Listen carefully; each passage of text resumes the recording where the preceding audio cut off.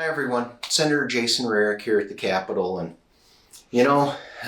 one of the things I talked about during last session, being a member who is on the Higher Education Committee and who's on what we call the RCAC, which helps weed out and find candidates for Regent at the University of Minnesota. Unfortunately, during last session, when it was our job to elect 4 new regents for the university, we ran into opposition, and the joint session to elect the regents was never held. And it was because our 2 Democrat leaders could not get their 2 caucuses all to agree on who they wanted. So they refused to have the convention because someone might get picked who they didn't want. So what happened is it gets kicked to the governor to make the choices. Now I will say 2 of his selections were people who had high likelihood of getting elected had it gone to the joint convention, with Kosar Muhammad and Ellen Lugar. But the other 2 that he picked came out of nowhere.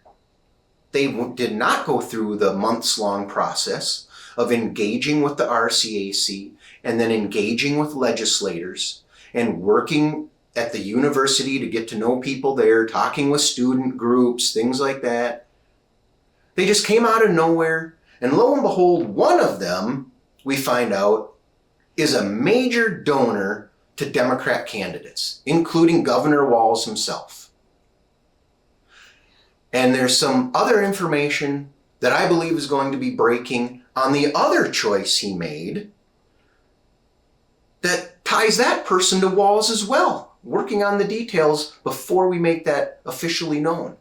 But I think we're going to get the details we need, and we're going to show that Governor Walz appointed 2 people that have probably zero interest in helping the university be a better university. They want the prestige of the title and to be able to go to the football games, this or that, rub elbows.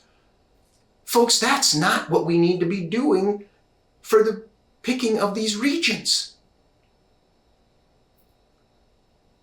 I hope that when we come back, that we have Republicans and Democrats who are upset with the way the governor did this, and we can repick those regents. I sure hope that is a big part of our discussion when we come back in February, so that we can put some regents in place who will actually ask the hard questions and help move the university forward. We've seen, unfortunately, too many times the university in the news for all the wrong reasons. That's why we need good, solid regents to help the administration deal with things before it ends up in the news. And unfortunately, the governor, with his picks, 2 of them especially, did not do anything to help with that situation.